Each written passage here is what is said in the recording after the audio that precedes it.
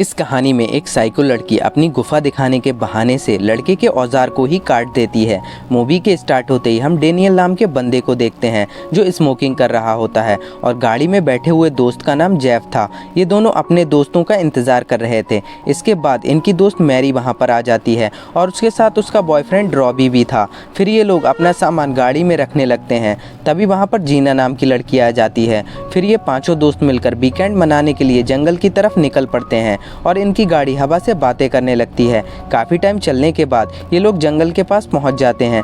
फिर एकदम अचानक से इनकी गाड़ी आउट ऑफ कंट्रोल होकर लहराने लगती है। किसी तरीके से डेनियल गाड़ी को कंट्रोल करता है और सबकी जान बचा लेता है। इसके बाद सभी दोस्त बाहर निकल कर देखते हैं इनकी गाड़ी का टायर फट गया था, इसीलिए उनकी गाड़ी आउट ऑफ कंट्रोल हो गई थी। तभी जेफ और डेनियल मिलकर टायर बदलने लगते हैं और मैरी हल्का होने के लिए और पेड़ को पानी देने के लिए एक सुनसान जगह पर चली जाती है। वो जैसे ही पैंट खोलकर पेड़ को पानी देने वाली होती है तभी उसके सामने एक आदमी गन लेकर आ जाता है। मैरी उसे देखकर डर जाती है और भागने लगती है। इसके बाद वो आदमी मैरी पर गोली चला देता है। उस गोली की आवाज़ मैरी के दोस्त भी सुनते हैं। एक्चुअल में उस आदमी ने वो गोली जानवर के लिए चलाई थी, लेकिन मैरी को लग रहा था वो आदमी उसे मारने वाला है और वो बहुत ज़्यादा डर गई थी। इसके बाद वो अपनी दोस्तों की तरफ भागने लगती है और वो शिकारी अपने शिकार को उठाने लगता है। जब मैरी अपने दोस्तों को आकर सारी बात बताती है तभी वो लोग देखते हैं एक आदमी ट्रैक्टर से उनकी तरफ आ रहा है और उसके साथ उसकी बेटी भी होती है। वो शिकारी था। इसके बाद जब वो उनके पास आकर गाड़ी का फटा हुआ टायर देखता है तब वो कहता है मेरा नाम विल है और मैं जंगल में रहता हूँ। मैं और मेरी बेटी विनी अक्सर जंगल में शिकार करने के लिए आते हैं। और वो मैरी से सॉरी भी बोलता है कि मैं तुम्हें डराना नहीं चाहता था। सॉरी बोलकर वो दोनों वहाँ से चुपचाप चले जाते हैं। उनके जाने के बाद डेनियल टायर चेंज करता है और एक बार फिर से इनकी गाड़ी दौड़ने लगती है। कुछ टाइम के बाद इनकी गाड़ी एक गैस स्टेशन के बाहर रुकती है ताकि वो लोग फ्रेश हो सकें। यहाँ पर पहले से एक कपल मौजूद था जिनका नाम मैक्स और रीटा था। ये कपल भी जंगल में वीकेंड मनाने के लिए जा रहा था, लेकिन इनकी बाइक में कुछ खराबी आ गई थी। मैक्स और रीटा अपने बारे में बताकर इन दोस्तों से लिफ्ट मांगते हैं। फिर मैरी और उसके दोस्त उन्हें लिफ्ट देने के लिए मान जाते हैं। इसके बाद ये सभी लोग मिलकर घने जंगल की तरफ बढ़ने लगते हैं। कुछ टाइम के बाद उनकी गाड़ी एक घने जंगल में आकर रुकती है और सभी लोग गाड़ी से बाहर आ जाते हैं। इसके बाद ये लोग अपना सामान उठाकर जंगल में पैदल चलने लगते हैं और टेंट लगाने के लिए कोई अच्छी सी जगह ढूंढते हैं। तभी उन्हें एक अच्छी जगह मिल जाती है और सभी लोग अपना टेंट लगा लेते हैं। इसके बाद जेफ सभी को बताता है इस जंगल में एक अलग तरह के मशरूम पाए जाते हैं और वो खाने में बहुत ही टेस्टी होते हैं। जेफ की बात मानकर सभी दोस्त मशरूम ढूंढने लगते हैं। तभी जीना सबसे पहले मशरूम ढूंढ लेती है और सभी दोस्त मिलकर एक साथ मशरूम खाते हैं, लेकिन जेफ के अलावा वो किसी को भी खाने में अच्छे नहीं लगते। इसके बाद रात हो जाती है। इन लोगों ने जो मशरूम खाए थे वो थोड़े से जहरीले और नशीले थे। मैक्स और रीटा बातें कर रहे थे। इसके बाद रीटा को मैक्स का चेहरा अजीब सा लगने लगता है और जीना भी एक तरफ खड़ी होकर नाच रही थी और दूसरी तरफ मैरी को अजीब अजीब सी चीजें नजर आने लगी थी। और डेनियल टेंट से दूर जाकर पौधे को पानी दे रहा था। हल्का होने के बाद वो अपनी फ्रेंड्स की तरफ जा रहा था। तभी रास्ते में कोई उस पर हमला कर देता है। वो काफी ज्यादा जख्मी हो गया था और लड़खड़ाते हुए अपने दोस्तों के पास पहुंचकर बेहोश हो जाता है। डेनियल की हालत देखकर सभी लोग डर जाते हैं। उन्हें कुछ समझ में नहीं आ रहा था आखिर डेनियल के साथ क्या हुआ। यहाँ पर मोबाइल भी काम नहीं कर रहा था जिसकी वजह से उनकी मुश्किलें बढ़ गई थीं। फिर वो डेनियल के चेहरे पर पट्टी बांधते हैं और यहाँ से जाने का फैसला करते हैं। जब सभी अपना सामान बांध रहे थे तभी अचानक से तूफान आ जाता है जिसकी वजह से ये लोग अपना ज़्यादा सामान नहीं ले पाते और अपना थोड़ा सा सामान लेकर गाड़ी की तरफ बढ़ने लगते हैं, जिससे यहाँ से जाने के बाद डेनियल की जान बच सके। तूफान के साथ साथ बारिश भी शुरू हो गई थी जिसकी वजह से ये अपना रास्ता भटक जाते हैं। कुछ दूर चलने के बाद उन्हें एक बड़ा सा घर दिखाई देता है और ये उस घर में घुस जाते हैं। ये घर पूरी तरह से खाली था और ये सभी लोग इसी घर में रात गुजारने का फैसला करते हैं क्योंकि खराब मौसम की वजह से वो चाहकर भी अपनी गाड़ी तक नहीं पहुंच सकते। घर में आने के बाद ये लोग डेनियल को एक कमरे में लिटा देते हैं। कुछ देर के बाद सभी लोग सोने की तैयारी करने लगते हैं। डेनियल की हालत देखकर मैरी बहुत ज़्यादा परेशान हो गई थी।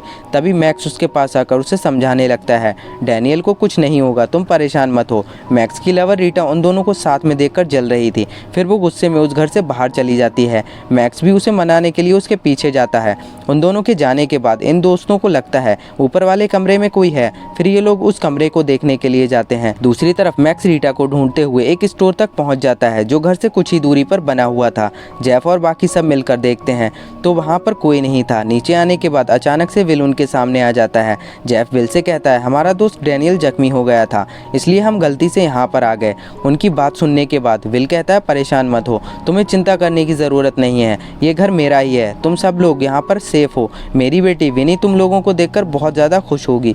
उसकी बात ख़त्म होते ही घर से अचानक लाइट चली जाती है। इसके बाद बिल फ्यूज़ देखने के लिए चला जाता है। दूसरी तरफ मैक्स भी उस स्टोर के अंदर चला जाता है जहाँ पर ये विनी को देखता है। तभी अचानक से घर में लाइट भी वापस आ जाती है। दूसरी तरफ विनी मैक्स को गर्म करके चुपके से उसके पैर में रस्सी बांध देती है। मैक्स को लग रहा था विनी अपनी गुफा के दर्शन कराने वाली है, इसलिए वो चुपचाप से लेटा हुआ था। विनी जैसे ही मैक्स के ऊपर बैठती है तभी मैक्स की नज़र उसके जले हुए चेहरे पर पड़ती है। विनी का चेहरा देखकर मैक्स बहुत ही ज़्यादा डर जाता है। तभी विनी मैक्स के दोनों हाथ बांध देती है और जल्दी से एक कपड़ा उसके मुंह में लगाती है और दूसरा कपड़ा उसके चेहरे पर लगा देती है। अब मैक्स पूरी तरह से विनी के कब्जे में था। फिर विनी उसके पैर में चैन बांधकर उसे उल्टा लटका देती है। इसके बाद वो एक चाकू से मैक्स की गर्दन अलग कर देती है, जिसके बाद मैक्स तड़प तड़प कर मर जाता है। दूसरी तरफ मैरी और उसके दोस्त विल के आने का इंतजार कर रहे थे। तभी उन्हें रीटा की चीख सुनाई देती है। चीख सुनने के बाद सभी लोग घर के बाहर आ जाते हैं और स्टोर के बाहर उन्हें रीटा मिल जाती है। रीटा काफ़ी ज़्यादा रो रही थी और उसके हाथों पर खून भी लगा हुआ था। मैरी उससे रोने की वजह पूछती है लेकिन रीटा कुछ नहीं बता पाती। इसके बाद रॉबी और मैरी स्टोर के अंदर जाते हैं जहाँ पर उन्हें मैक्स की लाश दिखाई देती है। वो दोनों बाहर आकर अपने दोस्तों को बताते हैं किसी ने मैक्स को मार दिया है। तभी दूसरी तरफ बिल एक कमरे से बाहर निकलता है। बिल को देखकर सबका शक उस पर जाता है। उन्हें लग रहा था लाइट जाने के बाद बिल ने ही मैक्स को मार दिया होगा। सभी लोग बिल को पकड़कर उससे पूछने लगते हैं लेकिन बिल उन्हें कुछ नहीं बताता। इसके बाद वो बिल को पकड़कर एक बेसमेंट में फेंक देते हैं। बेसमेंट का दरवाज़ा बाहर से लॉक कर देते हैं। कुछ टाइम के बाद सभी लोग यहाँ से निकलकर गाड़ी की तरफ जाने का फैसला करते हैं क्योंकि अब मौसम काफ़ी ठीक हो चुका था। इन लोगों को रीटा पर भी शक हो रहा था, शायद उसने ही मैक्स को मार दिया होगा, इसलिए वो उसे एक कमरे में बंद करके घर से निकलने लगते हैं। रीटा को जिस कमरे में बंद किया था उसी कमरे में बेसमेंट का एक और दरवाज़ा था। देखते ही देखते विल दरवाज़ा तोड़कर कमरे में आने की कोशिश करने लगता है। ये सब देखकर रीटा बहुत ज़्यादा डर जाती है और वो कमरे से बाहर निकलने की कोशिश करती है लेकिन कमरा बाहर से लॉक था। इसके बाद वो एक खिड़की से निकलकर छत पर आ जाती है। बारिश की वजह से छत गीली थी जिसकी वजह से रीटा खुद को संभाल नहीं पाती और फिसलकर नीचे गिरकर मर जाती है। उसे मरते हुए मैरी ने देखा था और उसकी मौत देखकर वो बहुत ही ज़्यादा डर जाती है। तभी उसे एक विंडो से विनी दिखाई देती है और विनी जख्मी डेनियल का कटा हुआ सिर मैरी की तरफ फेंकती है। विनी ने डेनियल को भी मार दिया था। उसके बाद सभी को पता चल गया था मैक्स को मारने वाली विनी ही है। फिर ये लोग विनी से डरकर स्टोर में ही छुप जाते हैं। जेफ डिसाइड करता है वो विनी के साथ मुकाबला करेगा लेकिन विनी दूर से ही उस पर आग फेंकती है जिससे जेफ के साथ साथ जीना भी जलकर मर जाती है। अब सिर्फ रॉबी और मैरी ही जिंदा बचे थे और दोनों साइको बाप बेटी उन दोनों के सामने खड़े थे। फिर ये चारों लोग आपस में भिड़ जाते हैं।